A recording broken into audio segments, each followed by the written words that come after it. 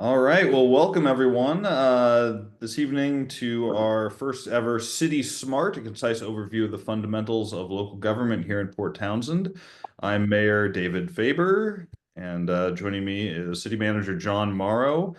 We'll be going through tonight kind of some basic information about the city of Port Townsend, our form of government, how we operate, between our city council and city staff, and as well as constraints that face the city.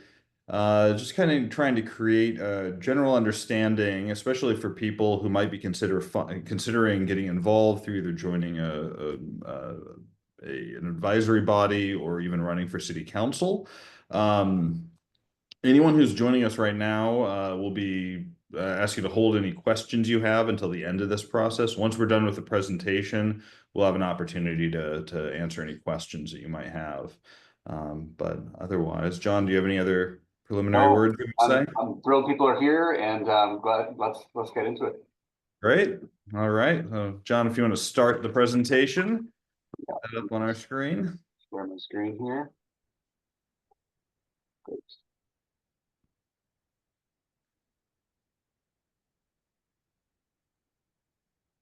Okay. All right. Well, as I mentioned, welcome again to City Smart. This is a concise overview of the fundamentals of our local government.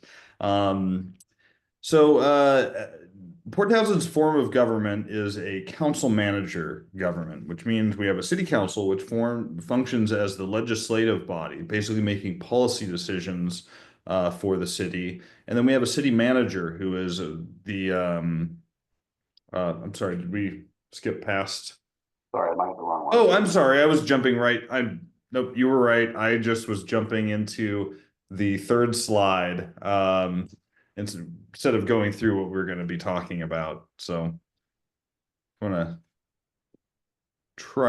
sorry about that, everyone. We didn't do a whole lot of preliminary planning on this one. John did for sure, but yeah. Anyway, so yeah, tonight we'll be running through the form of government and governance, challenges and constraints facing the city, our strategic direction, how we operationalize our strategic direction, how you can get involved, and then additional resources and how best to access them. So thanks, John. All right. So, history of Port Townsend's form of government. So yeah, Port Townsend's government is as I mentioned, a council manager form of government where we have a city council that functions as the legislative body, think the House of Representatives or the state legislature, and then an executive in the form of the city manager, who's like, the president or the CEO of a corporation who runs the day-to-day operations of the city, basically making hiring and firing decisions and deals with operationalizing what we what we direct from council.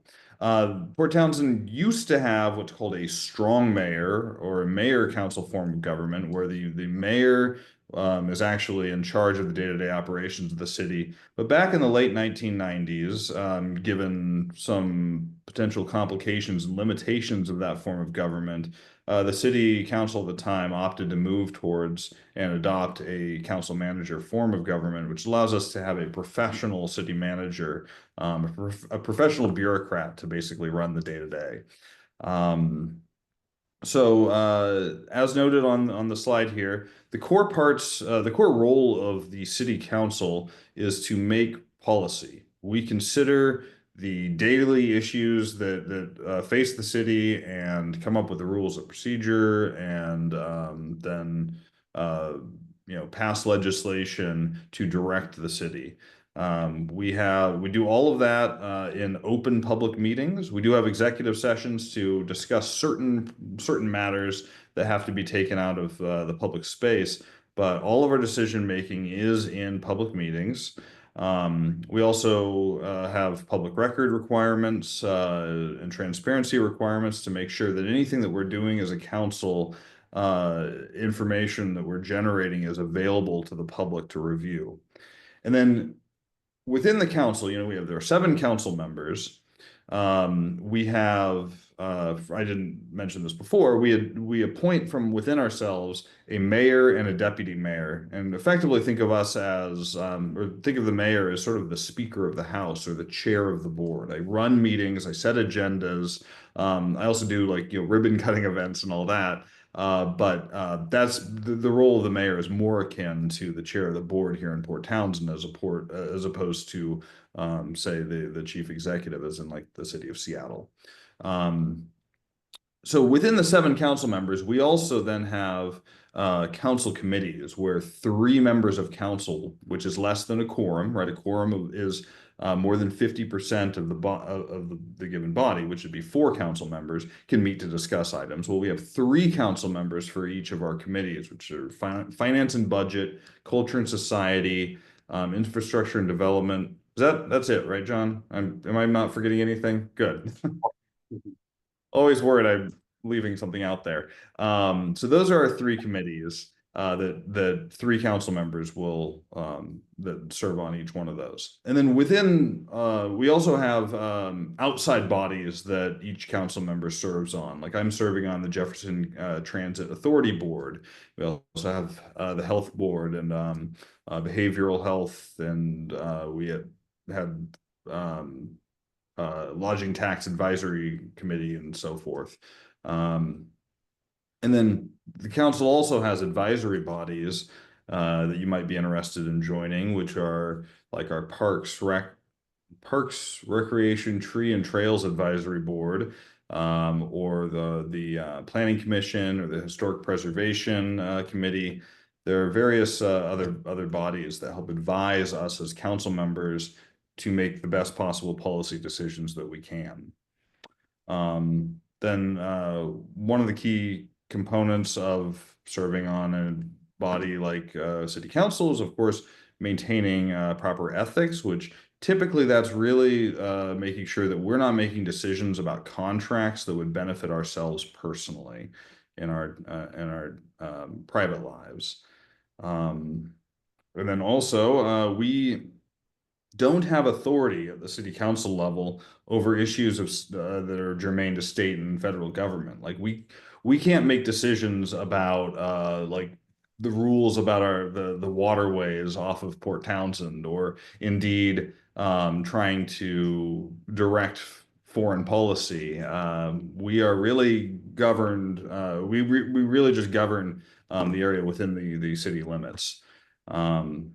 And then how decisions are made is that when ideas are brought forth at council, then we deliberate in public meetings. We usually have at least three touch points where there'll be a workshop to discuss an item, and then we have usually two readings of any kind of measure that we're going to adopt. But then we have, discussions at council, and eventually we'll move and then adopt whatever the measure happens to be. So, John? Yeah, thanks, Mayor Faber. I'll just speak briefly about the city manager and the role that I have.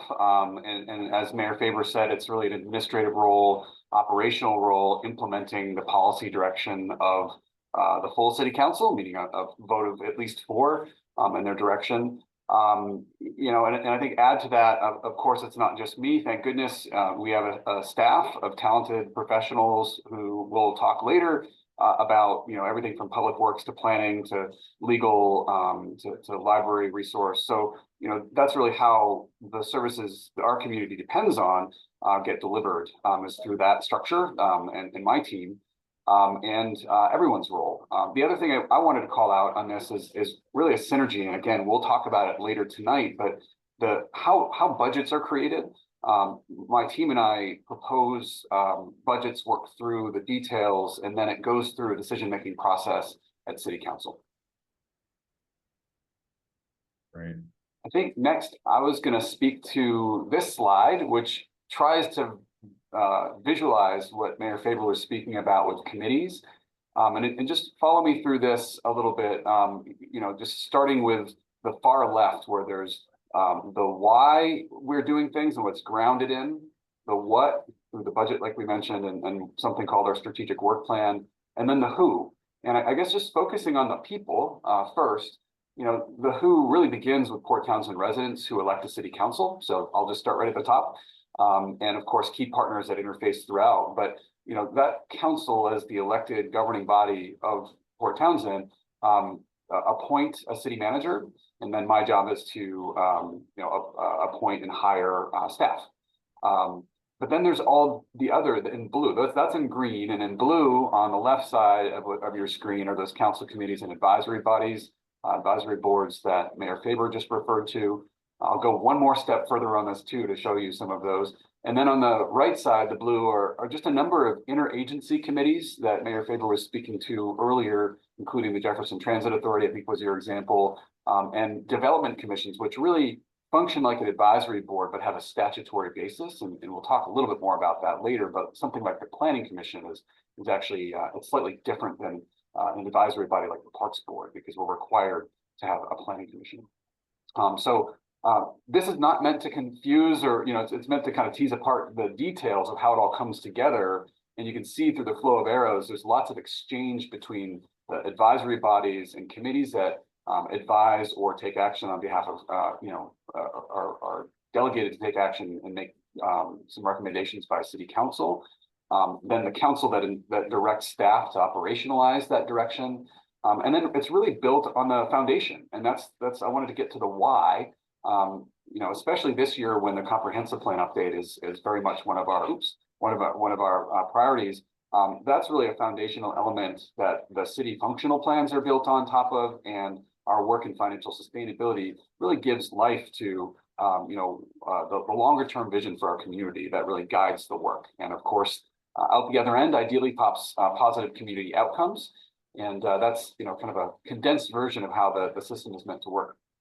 The next slide, I'm just taking those bodies and boards and breaking them down and showing you a few examples. So as Mayor Faber mentioned, on the left side at the top, those council committees, finance and budget, infrastructure and development, culture and society, really are kind of the three pillars of sustainability generally, and they take issues on behalf of council, as smaller groups of council in open session. And they are all publicly available and both in attendance and virtual attendance. Those advisory boards are below, including those 6 advisory bodies that we have active right now. The development commissions, like I mentioned earlier, the Planning Commission and the Historic Preservation Committee, very similar to advisory bodies, but we classify them differently. And then we didn't have enough space to actually name those interagency committees. Again, Mayor Faber mentioned the Jefferson Transit Authority. We didn't have enough space to even put all of them on here, but something like the Housing Fund Board or the Public Infrastructure Board, Economic Development Council, Climate Action Committee, Board of Health, those are the things that there's a city council liaison, or all of council in the case of the ICG, which is the Intergovernmental Collaborative Group, that represent the city and represent the city council across quite a vast number of organizations. Right. So yeah, when an idea comes to council, like someone wants to have council do something, whatever it is, like deal with the deer, whatever the issue of the day might be. It sounds like you might imagine that it's quite easy for council to just like change the law, address whatever the thing is that you might want to see done. But there are a lot of challenges and constraints that actually stop us from quickly and easily and nimbly just changing rules and laws. Beyond that too, also just challenges and constraints in our ability to deliver the things that we need to as a city. Those are all really listed here, but in short, we have limited resources, limited tax revenues, limited options for where we can go to for revenue to pay for the things we need, and of course, costs are always rising. We also have staff recruitment issues, not least of which because sometimes you'll find a great candidate and then they'll come here and they'll try and find a place to live and they can't find a place to live. We have a housing crisis ongoing. That is a serious issue for not just the city of Port Townsend, but everyone I think understands that here in Port Townsend. All employers and not just employers, but all people seem to be becoming more and more aware of the housing crisis we're facing. our geography is also complicating in this, and that we are out on a peninsula pretty far from any major population centers, which means that, again, the housing crisis issue is particularly relevant because it's not like someone can just commute to Port Townsend from somewhere else, at least not easily. I mean, we have employees that have to come a pretty significant distance to Port Townsend, but yeah, our geography is limiting in what we can do as a city.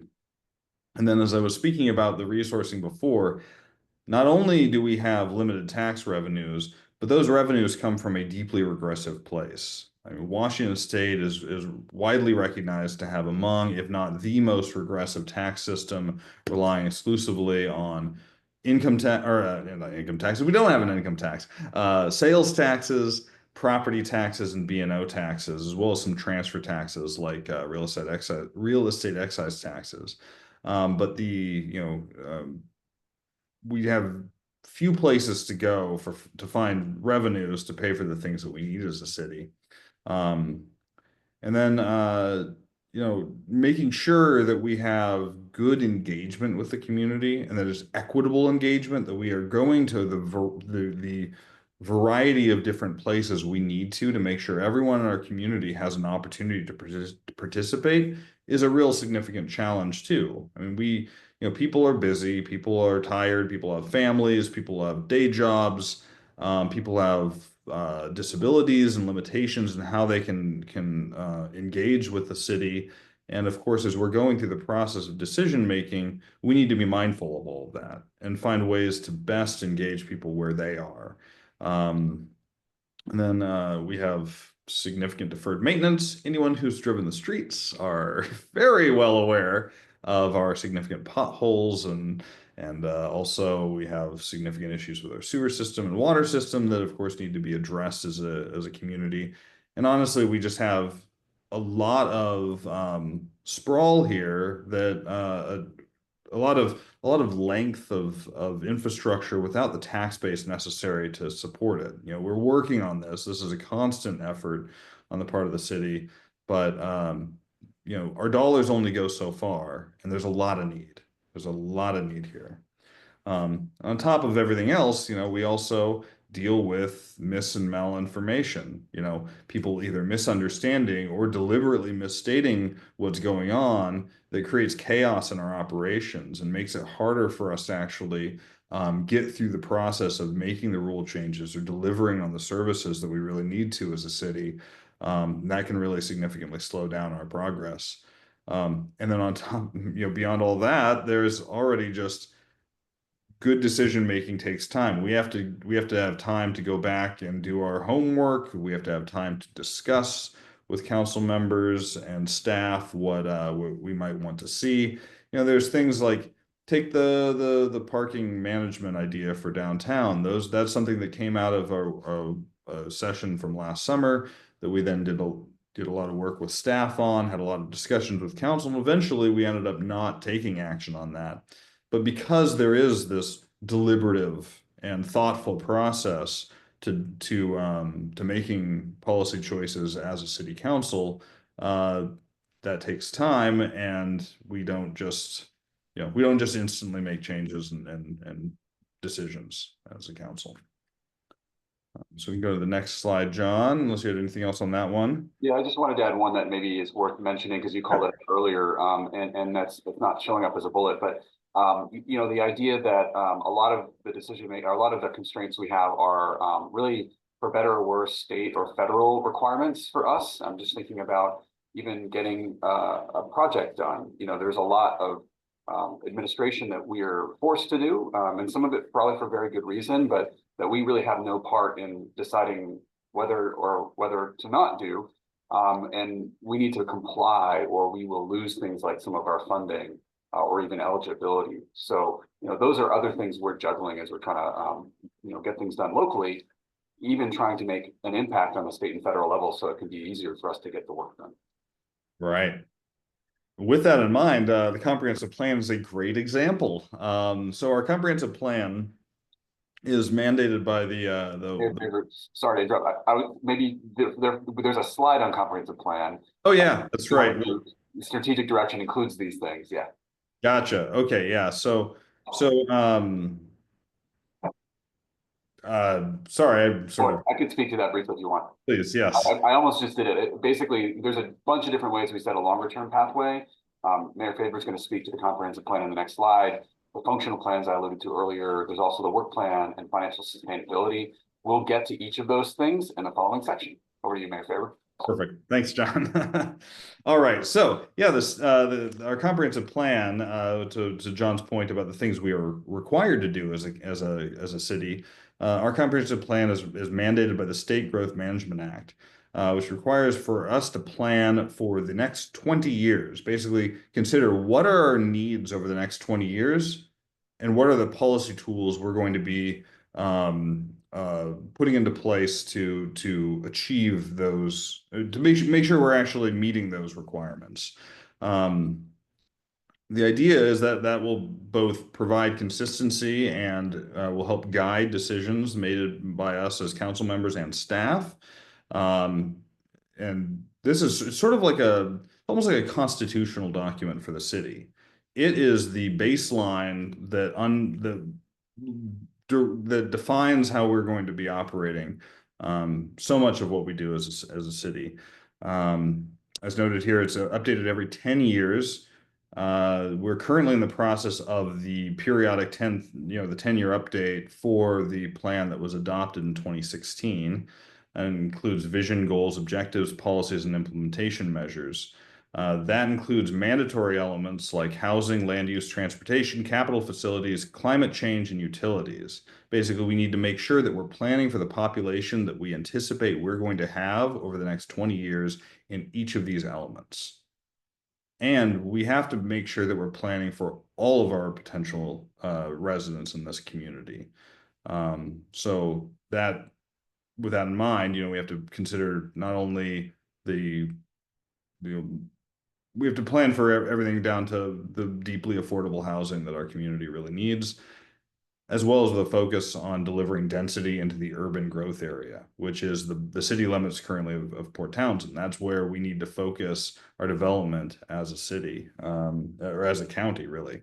Um, and this intersection relates to other state laws. Um, as noted, it's sort of like a constitution for the city. It lays out the requirements that we're going to be held to as we make policy over the next 20 years, with notable updates again after the 10-year period and annual updates as well. This is also, we make sure that we're considering any sort of legal requirements that may be imposed on us from the U.S. or state constitutions, as well as making sure that when a developer wants to build something, that all of the various rules that are laid out for their project lines up with our requirements and our comprehensive plan elements.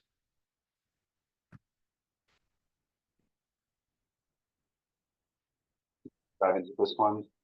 Yeah. I think the second thing we were just to sort of demonstrate the strategic direction and really what grounds us in where we're going are the city functional plans. So the kind of faded background image here is our general sewer plan that City Council adopted this past year. But just showing you an example of other cities' plans that, for instance, the Parks Recreation Open Space Plan, which is currently out for consultation, and there's even a live survey still happening that you can take to the Shoreline Master Program, Capital Improvement Plan, Water System Plan. These are examples that really need to be consistent with the comprehensive plan, but are another layer of specificity around things like transportation or wastewater or parks and recreation.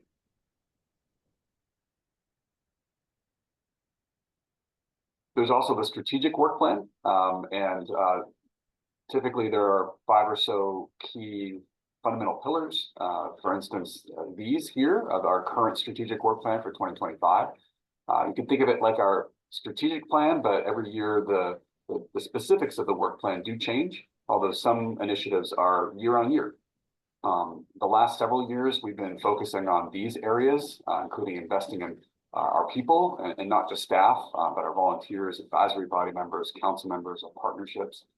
Engaging with our community, including tonight, we're really trying to think through how do we connect with more people and differently to get a broader slice of engagement, how we innovate our systems around some of the challenges to be more nimble, and then really how we deliver on priority initiatives, the things that you think a city delivers on, like streets and water, and I'm sure you think other things too, but you know, the core fundamentals, as well as delivering the things you depend on every day.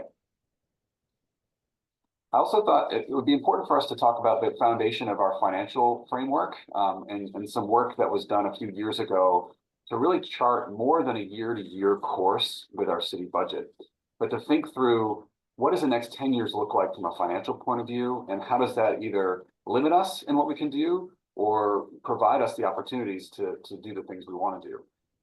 This really started with the council appointing a task force and went through quite a lengthy process of gathering information and doing research and really having some difficult conversations around our level of service and what we can deliver and people's willingness to pay. So this section is really about what is financial sustainability, why is it important, and just a brief few moments on what our approach was to land our current plan.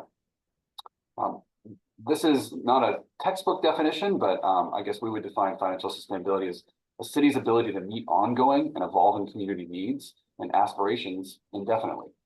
And that means providing services that contribute to a high quality of life, that balances level of service and cost equitably, doing so without sudden shocks or surprises, and without depleting things like reserve balances below our policy or exceeding our debt limits for borrowing. When the work was started, essentially we were staring down what has been called a fiscal cliff. And this is just our projections from a few years ago of when our general fund would run out of money if we kept going in the same trajectory. And, you know, luckily we started this work in 2022, 2023, but only a few years out, it was clear that that red line was our policy reserve policy. So the money that we, by policy, had said we were going to set aside in case we, you know, needed an emergency infusion for operations. And so we are always between, you know, a certain policy percentage of reserves for things like our general fund and actually every fund. It was recognized by the task force and by city staff and of course by council that if we were to take no action, it would only be a few years before the cost of inflation and you know, other things ate away at that reserve balance, and we would be in the negative. Now, technically, this couldn't happen because cities are required to balance a budget every year and can't spend more than they receive and erode all their general fund or funding balance. But what this would mean is a pretty abrupt shift. It would be, you know, when cities go through this, which we haven't, it would be a quick end of service or something that would, you know, people depend on that would need to be turned off for us to be able to afford everything else. And, you know, why is this important? For those of you in our community right now or who have visited, you know, we live in what's arguably one of the most beautiful, amazing places on earth. And so the quality of life, the richness of our natural environment, our urban vitality, our creativity, and even things at the bottom right of, you know, how we get around, you know, walking and cycling in our community, really depend on having a strong financial backbone. And if we don't, we can't deliver both the fundamentals, and we also can't continue to protect the things that we love about our community. So briefly, our approach was to take on this through that task force at the same time as engaging in a public conversation using videos and meetings. And you can still go to our website and our YouTube channel and find our 4-part video series. It includes things like streets and housing and parks and an overview of financial sustainability. I encourage you to do that. They're only, you know, 2 to 3 minutes long each. And at the same time, we were bringing our community in to engage on this. The task force was moving through the work and came up with a report to council that was received and pretty quickly resulted in council decision-making to take actions from the financial sustainability report from the task force. And the first thing that they chose almost, you know, before the ink dried, was to pursue a transportation benefit district to think about how to sustainably fund our local street network, which was successful. And thanks to those perhaps on this call webinar funded because voters almost to 80% said yes.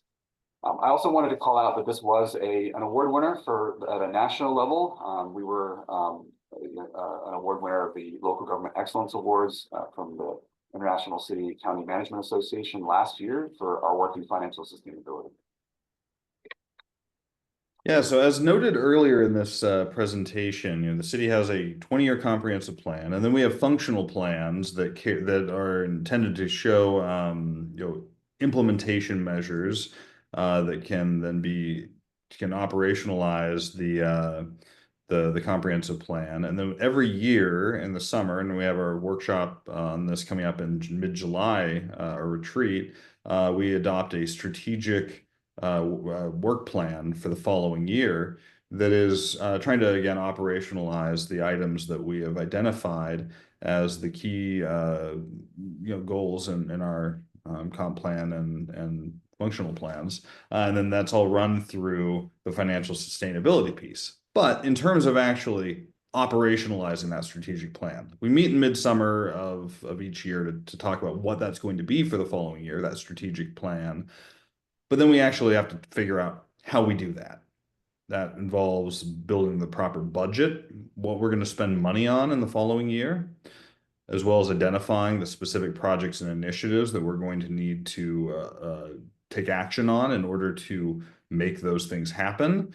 And then make sure that we have the proper departments and staffing to do the work that we expect them to do to actually follow through on those projects and initiatives.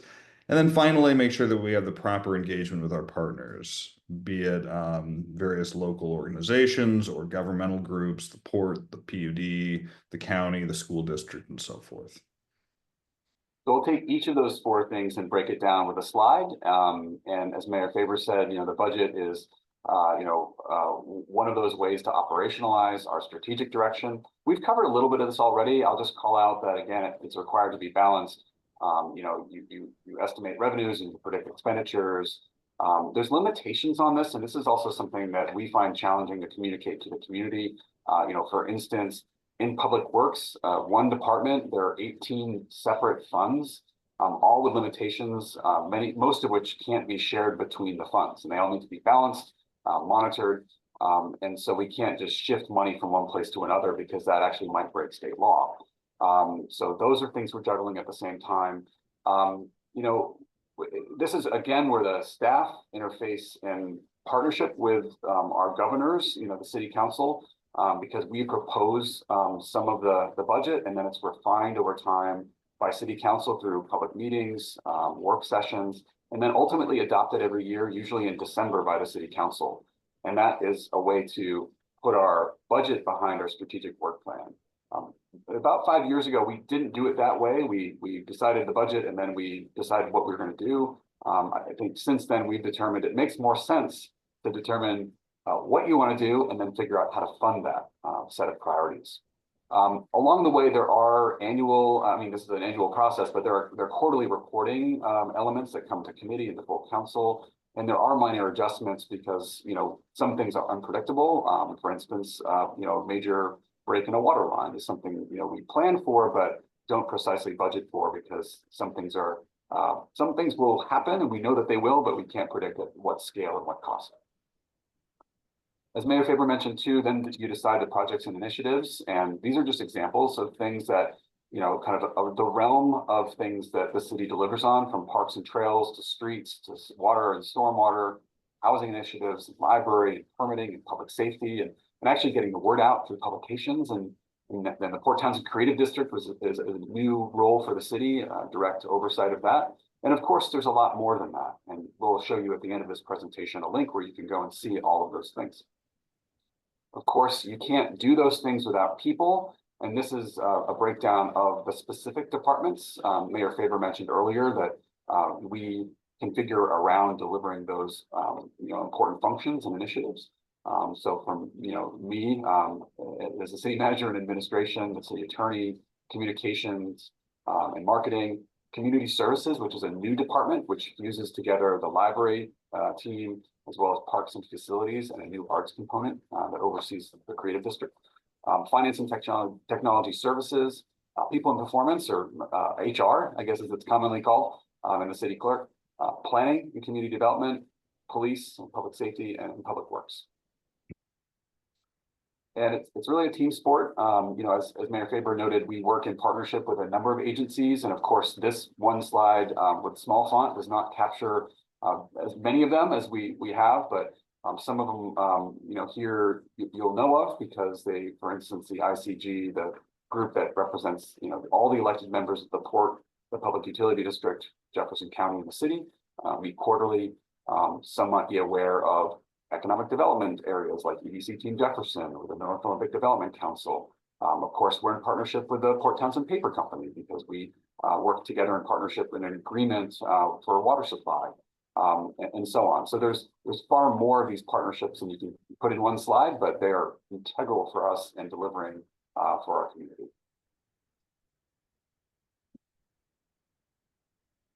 Great. Well, there's a lot of ways you can all get involved. All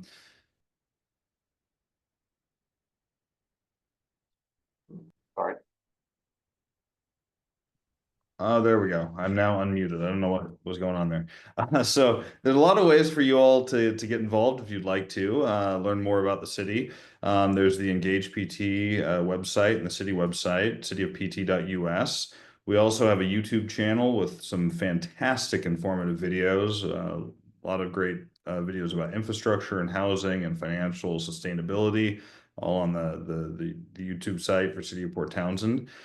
We put out monthly newsletters as well as a quarterly that we send out to the community. And then every Thursday at 12:30 p.m., John Mauro is on KPTZ for half an hour. I'll be joining him tomorrow to discuss various and sundry issues related to the city. And then, of course, we also have our annual report, which I think recently was just pushed out to people, which is a fantastic review of what's happened over the last year that may be of interest to people. Then we also have open meetings of the city council. The first and third Monday of each month are business meetings, and the second Monday is our workshops. We also have the various advisory bodies. All of that can be found on the city website. You have to navigate to the proper section of the website, but it's all on there. As I mentioned at the outset too, you can join an advisory body or committee. There are various things you may have interest in, from the library to historic preservation. There may be seats open at any given time. You can go on the city website to try and join those bodies. We also have volunteer opportunities through parks or police team. We're always looking for people to help out, as running the city is a pretty heavy lift, and lots of hands make heavy work light. What's the phrase? And then please all engage in our local elections. You can vote, encourage others to do so. And you can always reach out to us. We have our email, citycouncil@cityofpt.us, or individual council members are always available via email, or you can give us calls. Our phone numbers, or at least some of our phone numbers, are listed on the website. I know I and other council members are always willing to have in-person meetings to really kind of understand what issues might be facing you and what you think is important for our community.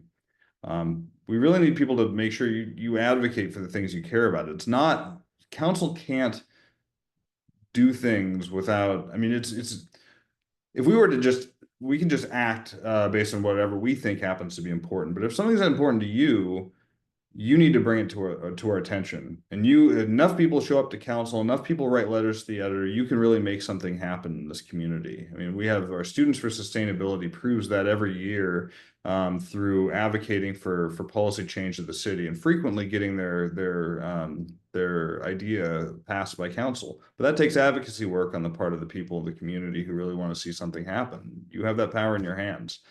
And then lastly, you can run for office. This year, we have 3 seats that are up for election on city council. The filing dates are between May 5th and May 9th. You can always apply to run for that seat, file to run for that seat at, or one of those 3 seats at the auditor's office here for the Jefferson County Auditor's Office. So, see, next slide. And then here's a variety of resources. I already mentioned them. These are websites you can go to find out more. we'll leave that up for a moment here. Um, let's see here. Yeah. We'll include the slide deck with the presentation. And so we wanted to make sure that you knew there are two slides here, most of them websites, but the former one, I'll go back to, as Mayor Faber said, there's, everything from our YouTube and Facebook page to this financial sustainability initiative and the report that I mentioned earlier, to our budget, our annual report, but also this next slide, bigger kind of statewide resources or countywide. As Mayor Faber mentioned, voter and elections resources are there for you if you want to dig into that a little bit more, or even at the state level. And those are there for you to consider. Right. Great. Well, now we can open up for questions. Thanks everyone for joining us. I think we have one hand raised. Rachel Perkins, I think Lonnie, who's helping us out here, might need to unmute you to allow you to speak. So I actually raised my hand because your sound went out, but I do have a question. great, please. My question is, I assume that permanent residents, non-citizens can't run for city council or other elected office here, but can they serve on committees and advisory boards and so forth? It's a good question. I don't believe there's any limitation in terms of the advisory bodies, but I don't know for sure off the top of my head. I don't know if you have any information, John.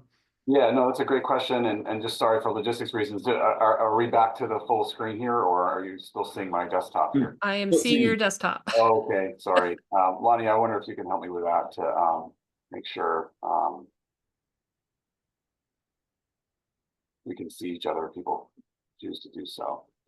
Oh, I can still see you both, and myself, but I don't know if anyone else is there. Okay, no, I think we're all good. We're fine. Yeah, no, I think it actually depends a bit on the body itself. So I know that, for instance, the specifics around the Equity, Access, and Rights Advisory Body, I think is greater than the city limits. I'm not sure if there are restrictions on things like the Planning Commission, but that's a great question for us to dig into and maybe post with the notes of this, because I think it varies on the advisory body itself. Well, I'm not sure that you necessarily understood. I meant permanent residence in the US. Like I'm not a US citizen. I do live in Port Townsend. I'm sorry. Yeah. It's okay. Yeah, no, I completely missed that one. So I mean, at least my statement would be, whether it be for public safety reasons in our police team or otherwise, as a welcoming city, the city of Port Townsend does not consider legal status. In fact, we try to not say citizens, we try to say residents, because that's not something germane to participation in local government or in work with the city. All right. Thank you very much. Thanks, Rachel. Do we have any other questions at this time from any of the other attendees? Doesn't look like any other hands are raised. So thanks, everyone. This will be going up on the city website as well, so you can review this later to your heart's content. John, anything else you want to say? No, I just really appreciate people's interest. And if you're watching the recording of this and can't ask questions, you could always reach out, as Mayor Faber said, to an elected official, to me and my team. And I guess maybe my final message is it's really hard to do the work that the city does, and we operate in partnership, and there's a lot of work to be done. So I think there's a place for everybody in that process. And if you have time and interest and passion, we'll find a way to be engaged with you. Great. Thanks. Good night, everybody.